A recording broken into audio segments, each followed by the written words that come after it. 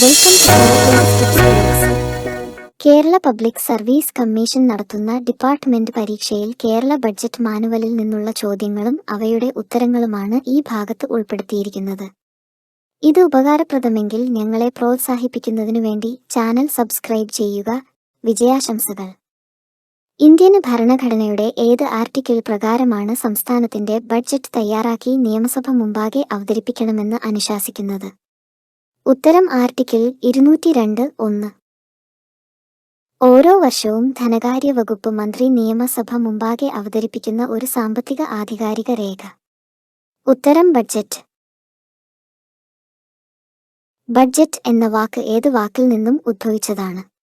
ഉത്തരം ബൗഗാറ്റി എന്ന ഫ്രഞ്ച് വാക്കിൽ നിന്നും. വാർഷിക സാമ്പത്തിക സ്റ്റേറ്റ്മെന്റിനെ പൊതുവായി എന്തു പറയുന്നു? ഉത്തരം ബഡ്ജറ്റ്. ബഡ്ജറ്റ് തയ്യാറാക്കൽ ആരംഭിക്കുന്നത് ഏത് മാസത്തിൽ? ഉത്തരം ജൂലൈ മാസത്തിൽ. ബഡ്ജറ്റ് തയ്യാറാക്കലിന് എത്ര ഘട്ടങ്ങൾ ഉണ്ട്? ഉത്തരം 4 ഘട്ടങ്ങൾ. ബഡ്ജറ്റ് നടപടികളുടെ ആദ്യ ഘട്ടം ഏത്? ഉത്തരം ബഡ്ജറ്റ് തയ്യാറാക്കൽ. എല്ലാ ഡിപ്പാർട്ട്മെന്റ് മേധാവികളും എസ്റ്റിമേറ്റിംഗ് ഓഫീസർമാരും തങ്ങളുടെ ഡിപ്പാർട്ട്മെന്റിന്റെ ധനകാര്യ എസ്റ്റിമേറ്റുകൾ തയ്യാറാക്കി തുടങ്ങാൻ നിർദ്ദേശിച്ചുകൊണ്ട് സർക്കുലർ പുറപ്പെടുവിക്കുന്നത് ഏത് മാസത്തിലാണ്? ഉത്തരം ജൂലൈ മാസം. നിയമസഭ മുമ്പാകെ സമർപ്പിക്കുന്നതിനായി തയ്യാറാക്കുന്ന ബഡ്ജറ്റ് എപ്പോഴാണ് പൂർണ്ണരൂപമാകുന്നത്? ഉത്തരം ഫെബ്രുവരി മാസം. കൺസോളിഡേറ്റഡ് ഫണ്ടിൽ നിന്നും പണം പിൻവലിക്കുന്നതിനുള്ള നിയമാനുസരണമായ അധികാരം. ഉത്തരം അപ്രോപ്രിയേഷൻ ആക്ട്. ബഡ്ജറ്റ് തയ്യാറാക്കുന്നതിനായി ഡിപ്പാർട്ട്മെന്റ് തല എസ്റ്റിമേറ്റുകൾ എപ്പോഴാണ് സമർപ്പിക്കേണ്ടത്? ഉത്തരം നവംബർ 30. ബഡ്ജറ്റ് നടപടികളുടെ രണ്ടാമത്തെ ഘട്ടം. ഉത്തരം ബഡ്ജറ്റ് അംഗീകരിക്കൽ. ബഡ്ജറ്റിനെ പറ്റിയുള്ള പൊതുചർച്ചയുടെ അവസാനം മറുപടി നൽകേണ്ടത് ആരാണ്? ഉത്തരം ധനകാര്യ വകുപ്പ് മന്ത്രി. ബഡ്ജറ്റ് പാസാക്കൽ എന്നത് ബഡ്ജറ്റ് തയ്യാറാക്കലിന്റെ എത്രാമത്തെ ഘട്ടമാണ്? ഉത്തരം രണ്ടാമത്തെ ഘട്ടം.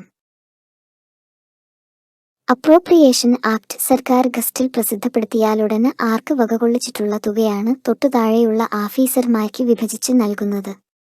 ഉത്തരം ചീഫ് കൺട്രോളിംഗ് ഓഫീസർമാർക്ക്. ബഡ്ജറ്റ് തയ്യാറാക്കലിന്റെ മൂന്നാമത് ഘട്ടം. ഉത്തരം എക്സിക്യൂഷൻ. ബഡ്ജറ്റ് റിവ്യൂ നടത്തുന്നത്? ഉത്തരം ലെജിസ്ലേച്ചർ കമ്മിറ്റി. ബഡ്ജറ്റ് നടപടികളുടെ അവസാന ഘട്ടം ഏത്? ഉത്തരം ബഡ്ജറ്റ് അവലോകനം.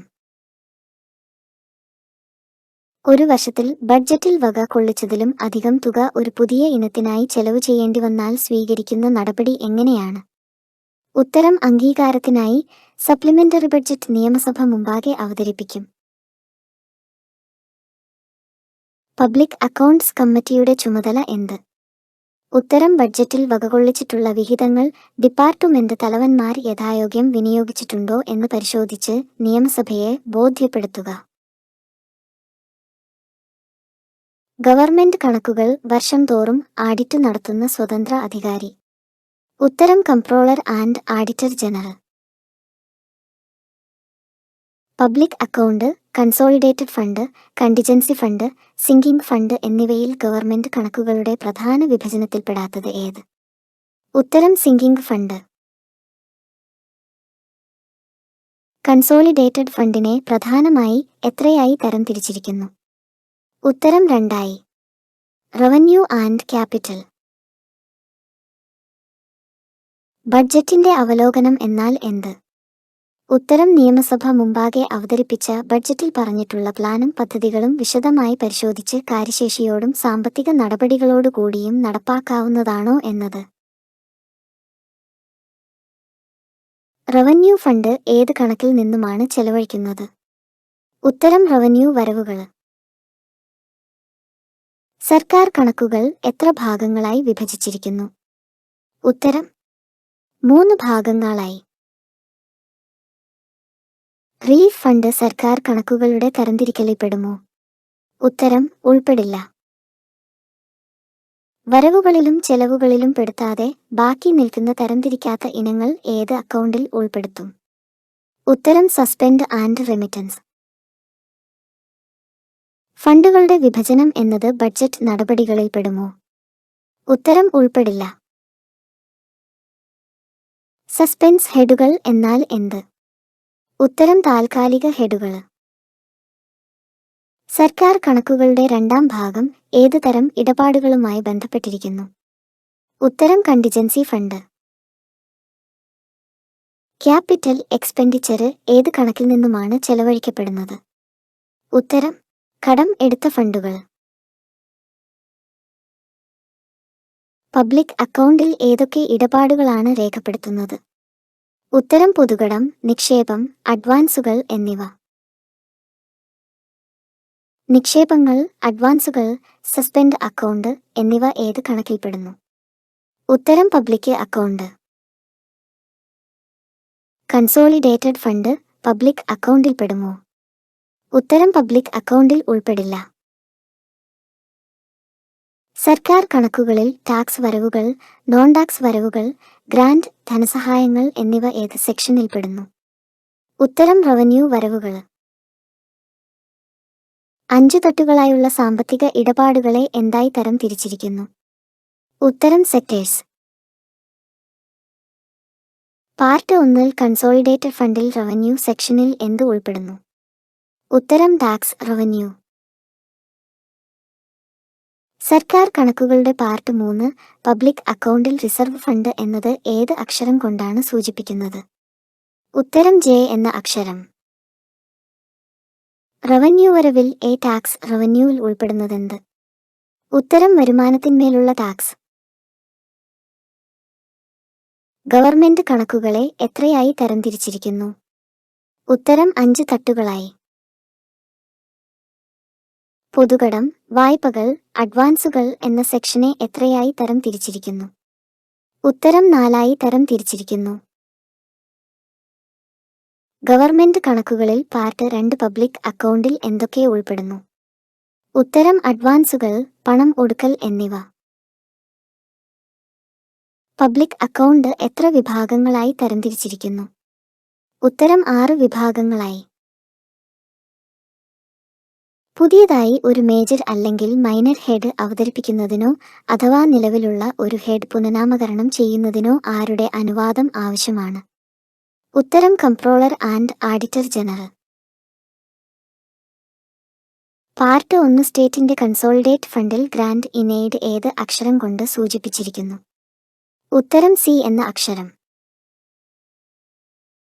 സെക്ടർ സി എക്കണോമിക് സർവീസസിന് എത്ര ഉപവിഭാഗങ്ങളുണ്ട്? ഉത്തരം 7 ഉപവിഭാഗങ്ങൾ. മേജർ ഹെഡിനും മൈനർ ഹെഡിനും ഇടയിലുള്ള ഇന്റർമീഡിയറ്റ് ഹെഡ് ഏത്? ഉത്തരം സബ് മേജർ ഹെഡ്. കണക്കുകളിൽ മേജർ ഹെഡുകൾ സാധാരണയായി എന്തിനെ പ്രതിനിധീകരിക്കുന്നു? ഉത്തരം കർത്തവ്യങ്ങൾ. സർക്കാർ കണക്കിൽ നിലവിലുള്ള ഒരു മേജർ ഹെഡ് നിർത്തലാക്കുന്നതിന് ആരുടെ അനുവാദം ആവശ്യമാണ്? ഉത്തരം comptroller and auditor general. Sub head എന്നത് ഏതിനു തൊട്ടുതാഴെയാണ്? ഉത്തരം മൈനർ ഹെഡിൻ. സബോർഡിനേറ്റ് ഹെഡ്സ് ആയ സബ് ഹെഡുകൾ സർക്കാർ കണക്കുകളിലെ എത്രാമത് വിഭാഗത്തിൽ പെടുന്നു? ഉത്തരം 4ആമത്. സർക്കാർ കണക്കുകളിലെ വരവും ചെലവും തരംതിരിക്കുന്നതിനും രേഖപ്പെടുത്തുന്നതിനുള്ള പ്രധാന ഹെഡ് ഓഫ് അക്കൗണ്ട്? ഉത്തരം മേജർ ഹെഡ്. സർക്കാർ കണക്കുകളിലെ രണ്ടാമത് തലത്തിലുള്ള തരംതിരിവ് ഏത്? ഉത്തരം മേജർ ഹെഡ്. പോലീസ് ഡിപ്പാർട്ട്മെന്റിലെ റവന്യൂ ചെലവ് ഹെഡ് 2055 എങ്കിൽ പോലീസിന്റെ ക്യാപിറ്റൽ ഔട്ട്ലേയുടെ ഹെഡ് ഏത്? ഉത്തരം 4055. റവന്യൂ റെസിപ്റ്റിന്റെ മേജർ ഹെഡ്? ഉത്തരം 4000. മുഖ്യമന്ത്രിയുടെ അലവൻസുകൾ സംസ്ഥാനത്തിന്റെ കൺസോളിഡേറ്റഡ് ഫണ്ടിൽ ചാർജ് ചെയ്യപ്പെടുമോ? ഉത്തരം ചാർജ് ചെയ്യപ്പെടില്ല. മൈനർ ഹെഡ് ധാരാളം സബോർഡിനേറ്റ് ഹെഡുകളായി തിരിച്ചിരിക്കുന്നു. ഇവയെ പറയുന്നത്? ഉത്തരം സബ് ഹെഡ്. അഞ്ചാമത്തേതും അവസാനത്തേതുമായ ക്ലാസിഫിക്കേഷനിൽപ്പെട്ട കണക്കുകൾ. ഉത്തരം ഡീറ്റെയിൽഡ് ഹെഡുകൾ. സർക്കാർ കണക്കുകളിലെ അവസാന ക്ലാസിഫിക്കേഷനിൽപ്പെട്ട ഡീറ്റെയിൽഡ് ഹെഡ്സ് ഒബ്ജക്റ്റ് ക്ലാസിഫിക്കേഷൻ എന്നും അറിയപ്പെടുന്നു.